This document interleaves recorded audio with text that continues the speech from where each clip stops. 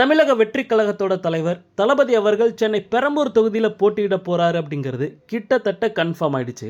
So தளபதிக்கு போட்டியா திமுக சார்பா யார களமிறக்க போறாங்க அப்படிங்கிற ஒரு எதிர்பார்ப்பு எல்லார்கிட்டயுமே இருக்கு. திமுக அமைச்சர்கள் யாராவது போட்டி போட போறாங்களா, இல்ல திமுக முக்கிய நிர்வாகிகள் யாராவது களமிறங்க போறாங்களா அப்படிங்கிற ஒரு கேள்வி இருக்கு. இப்படிப்பட்ட சூழல்ல இது சம்பந்தமா இப்போ சோசியல் மீடியால வந்துகிட்டு இருக்க ஒரு நியூஸ் என்ன அப்படிங்கறத பத்தி இந்த வீடியோல டீடைலா பார்க்கலாம். சென்னை பெரம்பூர் தொகுதி இப்போ ஒரு முக்கியமான தொகுதியா மாறிடுச்சு. அதுக்கு முக்கியமான காரணம் தளபதி அங்க போட்டியிட போறாரு அப்படிங்கிற ஒரு செய்தி தான். ஏகப்பட்ட மீடியா சேனல்ஸ் இப்ப பெரம்பூர் தொகுதியில தான் முகாமிட்டு இருக்காங்க. எதுக்காக அப்படின்னா அந்த தொகுதி மக்கள் மத்தியில கருத்து கணிப்பு எடுத்துட்டு இருக்காங்க.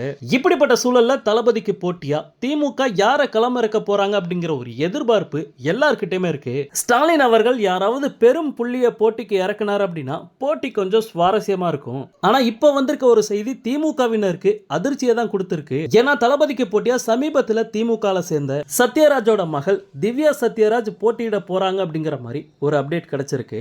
இந்த நியூஸை பார்த்துட்டு திமுகவினரே பயங்கர கோபத்துல இருக்காங்க. ஏன்னா சத்யராஜோட மகள் திவ்யா சத்யராஜ் இப்பதான் கட்சியில வந்து சேர்ந்தாங்க. அதுக்குள்ள அவங்களுக்கு சீட்டு கொடுக்கிறது மிகப்பெரிய தப்பு. அது மட்டும் இல்லாம விஜய்க்கு எதிராக அவங்களை களமிறக்குனா கண்டிப்பா திமுக தோத்துரும் அப்படிங்கிறது பெரம்பூர்ல இருக்க திமுக நிர்வாகிகளுக்கே நல்லாவே தெரிஞ்சிருக்கு. இன்னொரு பக்கம் திவ்யா சத்யராஜ் அவர்கள் ஒரு விளம்பர பிரியர் அப்படிங்கிறது பார்க்கும்போது நல்லாவே தெரியுது.